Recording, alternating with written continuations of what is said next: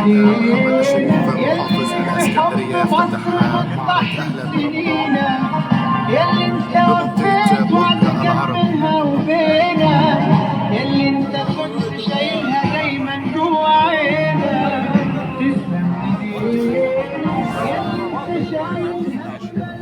حبيبي ازيك يا طيب؟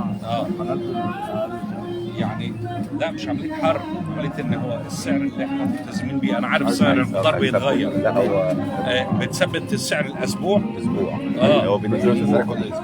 يعني اسعار الاسعار كويسه بس ما معلش انا عارف الاصناف متميزه كمان طبعا، بس المهم السعر ده بيفضل معايا قد ايه عشان المواطن يعني يشوف السعر 10 ايام بيستمر 10 ايام.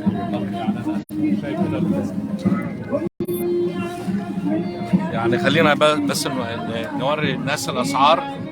وده منفذ الوطنيه للزراعات اللي تبع الوطنيه المحميه. جهاز مشروعات الخدمه الوطنيه. جهاز مشروعات الخدمه الوطنيه. تمام. طب خلينا نشوف بقى المعرض كده. شرفتنا.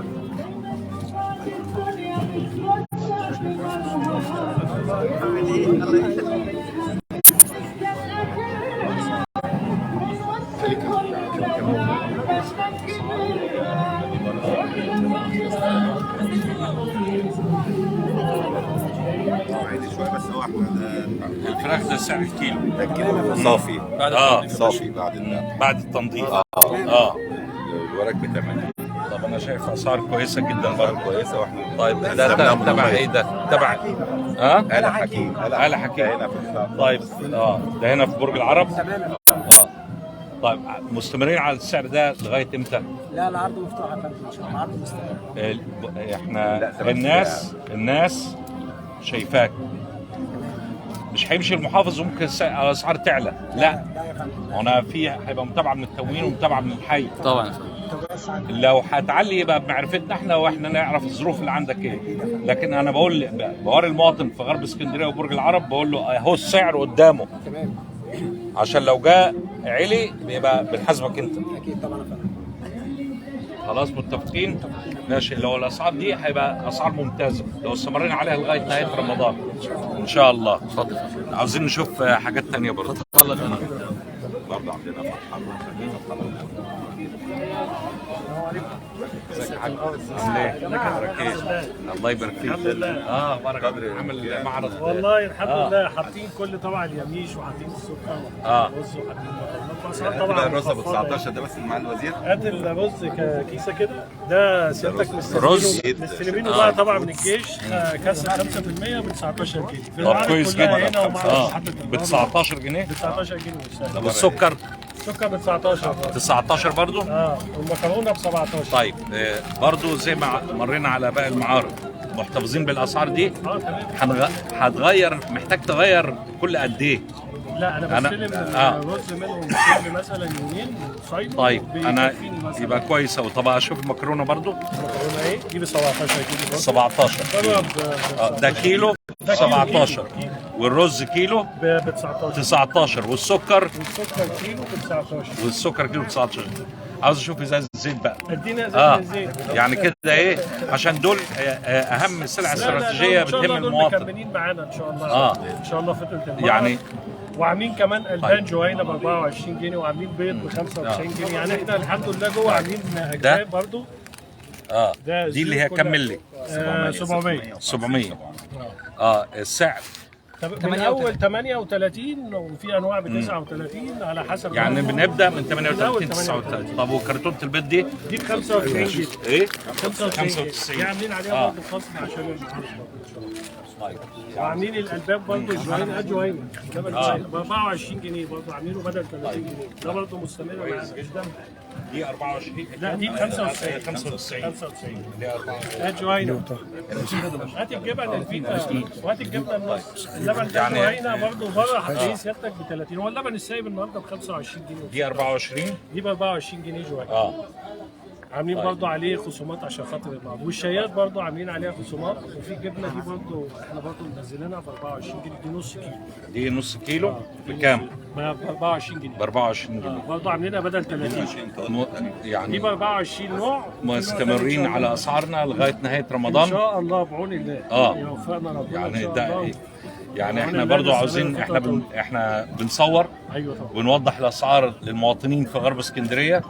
فاحنا لو مستمرين على الاسعار دي ان شاء الله شرق اسكندريه هيجي على غرب اسكندريه. ايوه طبعا. ده يعني هيجوا، احنا عاملين معارض كويسه جدا هناك. تعليمات سيادتك احنا بس برضه في معرض محطه الرمل مشتركين الحمد لله، برضه عامل شغل معانا كويس. محطه الرمل، محطه الرمل اللي هو النفق ومحطه مصر. لا بس احنا لسه بقى ان شاء الله. طب والمعرض منتزه اول ده شغال. المنتزه جوه. ما اشتركتش معانا ليه في المعرض اللي خلف المحافظه؟ يعني ده 5 معرض انا بفتتحه، ده غير ال 13 معرض اللي عاملاهم جماعات استهلاكيه لوزاره التموين. احنا ان شاء الله بنحاول نشترك في عمليه برضه تاني في المعرض. لا انا محتاج في المحافظه ان شاء الله، اللي هي المعرض اللي خلف المحافظه ده للمواطنين مش لموظفين المحافظه ان شاء الله، يبقى حاجه زي كده. حاضر. وعندي مكان كويس جدا كويس. احنا بنشارك على طول مع محمد بن سعد الله اللي بيقبل بيه على طول بنشارك يعني صراحه. احنا حاطين برضه اليميش، انا شايف اسعار اليميش الحمد لله 80 و80، وحاطين اسعار برضه في الحصى، وحاطين اسعار 3 عليهم واحده في القمر الدين. يعني الحمد لله برضه الاسعار بالنسبه لليميش. وضح الاسعار يا ريت الصوره. عاملين قمر الدين 3 عليهم واحده للي عايز برضه وعاملين التين ب 39 جنيه. الحمد لله يعني الاسعار حاطينها كويسه بالنسبه كويس. اسعار خاصه يعني. معالي المحافظ، يعني من داخل مركز ومدينة برج العرب بالتأكيد منفذ جديد من ضمن المنافذ اللي موجودة في كافة أنحاء اسكندرية. النهارده رسالة فندم بتحاول يعني توضحها يعني من داخل مدينة برج العرب، فنقول إيه النهارده؟ بس الله الرحمن الرحيم. يعني خلينا في البداية، احنا وعدنا أهلنا في غرب اسكندرية ان احنا نعمل لهم معرض، فربنا وفق كده، ويعني الحي عمل جهد كويس جدا ان احنا نعمل معرض في برج العرب. الحقيقه انا شايف معرض هايل، شايف اسعار ممتازه جدا، يمكن فيها فرق بين غرب اسكندريه وبين شرق اسكندريه. الاسعار حاجات كتير جدا مش عاوز اوضح بقى، لكن كل السلع الاستراتيجيه احنا قلنا الاسعار بتاعتها اسعار هايله للمواطن. ده الخامس معرض نفتتحه خلال اسبوعين من معارض اهلا رمضان. انا بوجه الشكر لكل المسؤولين وكل التجار والاحياء اللي بتشارك معنا في اقامه مثل هذه المعارض للمواطن السكندري، سواء كان في شرق اسكندريه او غرب اسكندريه. لكن برضو كل مره بوجه رساله ان احنا في ظل الاسعار الكويسه جدا دي والمتميزه، احنا بنطالب المواطن عدم التزاحم، عدم التخزين لهذه المواد، لان عندنا كميات بوفره وكميات تكفي لكل اهل اسكندريه لشهور ان شاء الله. فاحنا يهمنا جدا الحفاظ على يعني المعارض دي انها مستمره. يمكن لاحظت في الحديث مع اصحاب المحلات والسلاسل، احنا بنشكرهم طبعا. انا شايف لحمه بلدي ب 170 جنيه وكلهم بيوعدوا انهم مستمرين لغايه نهايه رمضان ان شاء الله. برضو باكد ان في من الاحياء متابعه للمعارض دي، في من التموين متابعه، ولكن خليني اوجه البعض كان اشتكى من عدم تواجد بعض السلع الاستراتيجيه. انا بوضح ان السلع بتيجي 8 الصبح بيبدا العمل، ففي نتيجه تزاحم بتخلص كميات الرز والسكر والزيت على الساعه 12 الظهر، فالناس بتروح بعد كده بتلاقي الكميات انتهت. احنا تاني يوم الصبح بنوفر الكميات المطلوبه تاني، فبلاش من التزاحم على هذه المواد وبلاش التخزين. فندم معلش يعني رساله اخرى، يعني الارصاد الجويه كان هناك بشان وجود تقلبات في الطقس، وهل في رساله فندم حضرتك حابب توجهها في هذا الشان؟ لا احنا طبعا جاهزين تماما زي كل النوات الشتويه اللي بتيجي علينا. الارصاد بلغتنا ان في نسبه سقوط امطار بنسبه 40%.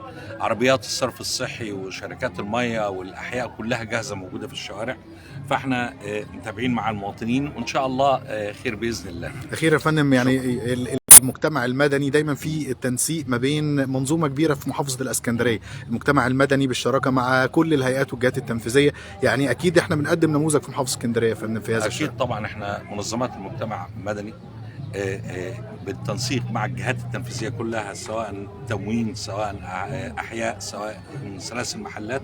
احنا شايفين الاسعار وشايفين توافر السلع بكميات كبيره قد ايه، فيهمنا ان احنا نلبي طلبات المواطنين قبل رمضان واثناء شهر رمضان ان شاء الله. تمام. دكتور محمد سعد الله، وكيل التموين بالاسكندريه، حابين نطلق الناس على اهم الجهود اللي بتبذل في منطقه برج العرب. كل سنه وانتم طيبين، وطبعا بنشكر الاستاذ محافظ ان هو بيعاوننا في انشاء المعارض المواطنين. الحمد لله يمكن احنا غطينا شرق اسكندريه بنسبه كبيره جدا من المعارض، وكان توجيهات مع الوزير ان هو لازم نعمل حاجه لغرب اسكندريه والبرج والعمريه والاماكن دي. الحمد لله يمكن المعرض بتاع البرج دوت يمكن اول مره يتعمل معرض اعلان رمضان في البرج.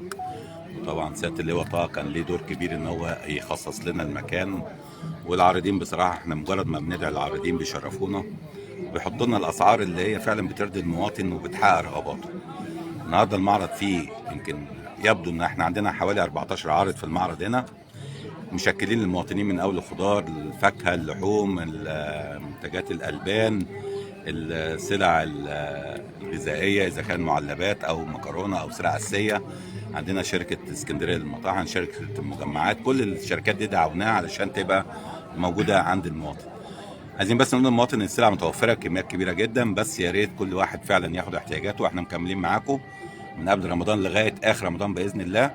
السلع موجوده يوميا باسعار مش عايزين نقول منافسه، ولكن باسعار اقل ما يمكن ان توصف بيها، وهو هيشوف بنفسه المواطن ويقارن اسعارنا. اذا كان مكرونه، رز، زيت، شاي، دقيق، اسعار رخيصه جدا عن بره، موفرين كميات كبيره. بس يا ريت بلاش تدافع وناخد الاحتياج اليومي بتاعنا او الاحتياج بتاع الاسبوع، وان شاء الله احنا مستمرين معاهم. موجود هنا اداره تموين العمريه، موجود السيد اللواء طه برضو في مركز المدينه. اي شكوى من اي مواطنين احنا هنتلقاها وهنحافظ على نفس الاسعار اللي معلنه واللي حضرتك شفتها بنفسك. اخيرا يا فندم، سياده المحافظ كان شدد على مساله الرقابه عشان خاطر فكره ضمان استمرار عمليه التخفيض. يا فندم، ايه الجهود اللي بتبذل في هذا الشان؟ هو بالفعل احنا طبعا في تشديد رقابه، يمكن مع الوزير انا ببعت له بيان يومي بالمخالفات اللي بتتم حصدها في محافظه اسكندريه بالكامل. لكن احنا الناس النهارده كله شغال وكله بيحافظ على حق المواطن، من اول رغيف الخبز لغايه السلع الاساسيه لغايه المواد التموينيه. بنراقب المجمعات الاستهلاكيه، بقالين التموين، السوق، الاسواق الحره، مخابز البلديه عشان انتاج الخبز. كل سنه طيبين. والحمد لله يمكن المنظومه في استقرار شويه بالنسبه للرقابه، لان في مساعده من التجار، في مساعده من اصحاب الانشطه، لان كله حاسس بالمواطن وكله بيحاول يساعد المواطنين، وان شاء الله هنوصل لنتيجه كويسه باذن الله. تمام، شكرا جزيلا. نكمل.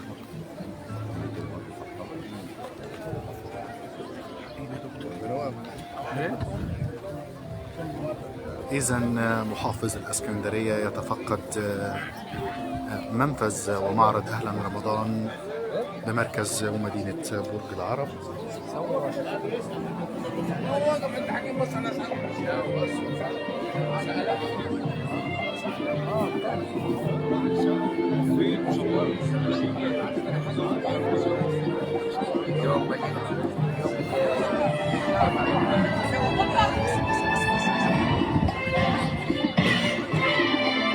هذه فكرة سريعة عن الأسعار داخل المعرض.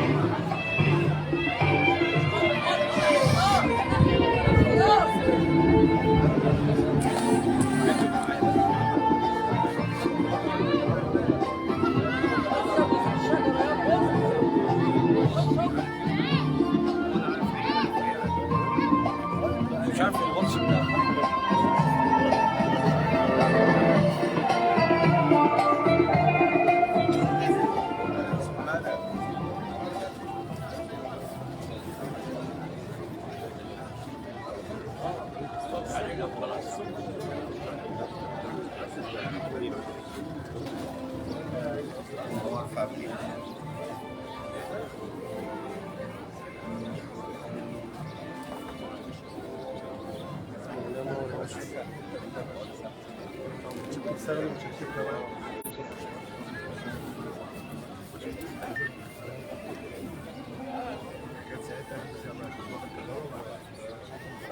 هخش على السلم.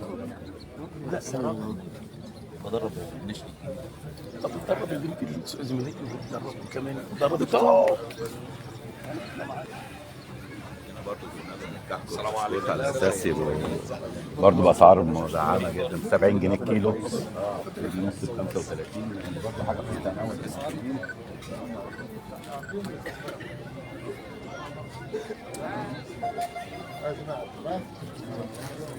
اي حاجه حضرتك عايزه، بس افضل يعني كاش حاجه عشان